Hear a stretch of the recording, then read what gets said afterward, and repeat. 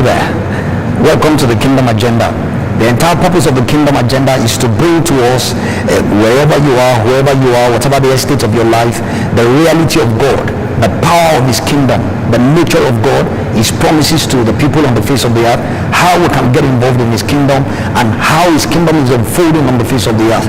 And as you receive this word, as you are taught in the word, you will receive the wisdom for His kingdom, you will receive the power of His kingdom, you'll be enabled to function above your natural limitations according to the supernatural power made available for the people who God brings into His kingdom. I can assure you, as you listen to this broadcast, your life will never be the same. Come armed with your heart and with a sincere and open mind, and your life will never be the same. Let's go together to hear the word of life.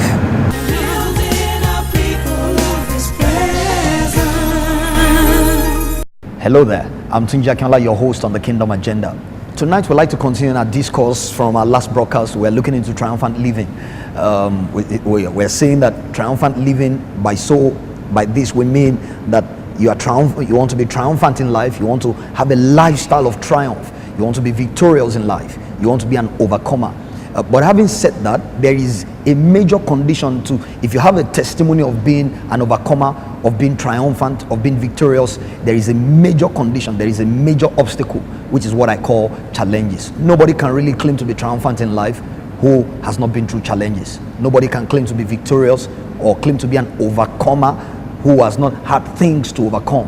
Such things are what we call challenges. So another way of presenting this subject of triumphant living is to call it prevailing over life's challenges. Tonight, as we continue in this, I want to take us deeper in this discourse of triumphant living, prevailing over life's challenges, as we open to 1 Corinthians and chapter 10. 1 Corinthians chapter 10 from verse 1 to verse 13.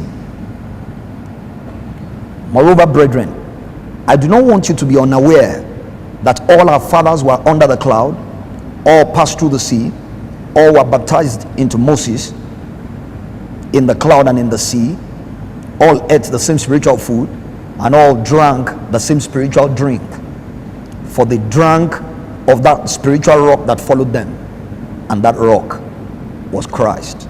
But with most of them God was not well pleased, for their bodies were scattered in the wilderness. Now these things became our examples to the intent that we should not lust after evil things, as they also lusted, and do not become idolaters, as were some of them. As it is written, the people sat down to eat and drink and rose up to play. Verse 8, nor let us commit sexual immorality, as some of them did, and in one day 23,000 fell. Nor let us tempt Christ, as some of them also tempted, and were destroyed by serpents. Nor complain, as some of them also complained, and were destroyed by the destroyer. Now these things happen to them as examples, and they are written for our admonition, upon whom the ends of the ages, or the ends of the world, have come. Therefore, let him who thinks he stands take heed lest he fall. Verse 13. No temptation or trial or challenge or affliction or tribulation has overtaken you, except such as is common to man. But God is faithful. I love that. Who will not allow you to be tempted beyond what you are able, but will with the temptation also make the way of escape, that you may be able to bear it. Tonight we want to look further into this issue of triumphant living, prevailing over life challenges, as we explore how various people respond to challenges, what various people do in their challenges. I'd like to start from the context of this passage, where you see these fathers are not just they are not our biological fathers, they are our fathers in relationship with God, fathers in covenant with God. This depicts actually the nation of Israel, the first nation of people who walk with God, with whom God struck a covenant and gave them laws guiding their lives, guiding civil life, guiding social life, guiding marital life, guiding their military campaigns. And you see here, the Bible says all the fathers were under the cloud. That is, all came under the same experiences, all came under the same baptisms, all came under the same doctrine of the laws of Moses. When you see that they, where it says they were all baptized into Moses, Moses is not big enough to be able to contain even 2 grown-up adults. So Moses there is symbolic of the doctrines, the laws of God that became the laws of Moses, the laws God gave to Moses by which God governed the nation and guided the nation of Israel. But you see here, these people faced the same experiences, they faced the same challenges, but they responded in various ways to the various challenges that came their way. And you see the flow here. There are 5 types of challenges that are highlighted here, and many of these people, in fact most of them, they responded in such a way that they fell short of the purpose of God and the standard of God and the intent of God for those challenges. For example, you see in verse 6, he said some of them they lusted, or they desired evil things. That was a kind of challenge. They came under an environment where there could be desires for evil things, and rather than rising to that challenge to overcome, to triumph, to prevail, they fell short of the expectations of God, and they were swallowed in this challenge of evil desires.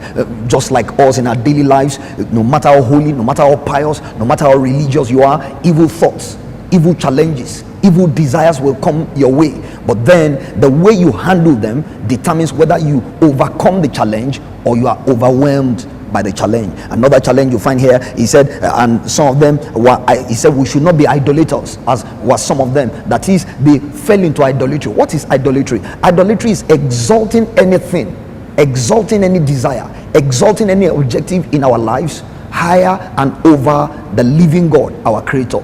Your idol might be your job, your idol might be your beauty, your idol might be your drinking habit, your idol might be your money, your idol might be your wealth, your fame, your name. Anything that is exalted above God in our lives become what is in an idol. It becomes an idol that rivals the place of God in our life. So here, these are real challenges we face every day in the streets, in business, in family life, amongst colleagues, amongst peers, in the politics of our nation. We face challenges where there are the possibilities and the opportunities of exalting things, exalting money, exalting fame, exalting prosperity above God in our lives, exalting power, exalting means over God in our lives. And here, this category of people, they came across these challenges, but rather than overcoming in those challenges, they yielded to these idols and they became idolaters, and they were destroyed as a result. Another level of challenge here is that he said some of them committed sexual immorality. Sexual immorality is around for every human being,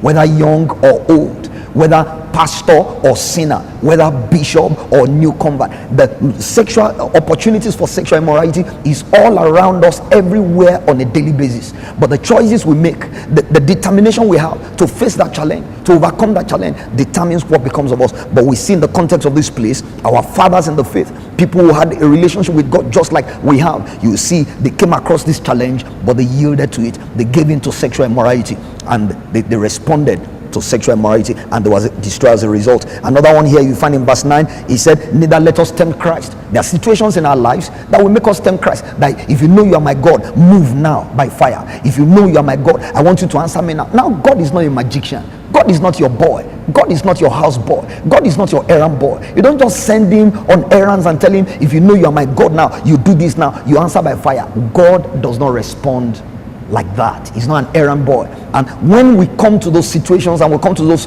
positions and we respond like that, those are explanations, those are ways of tempting Christ. These people, they face challenge of to feed, to drink, to have drink, to be transported, to be housed, to eat meat in particular. And rather than take the challenge in their strides and become overcomers,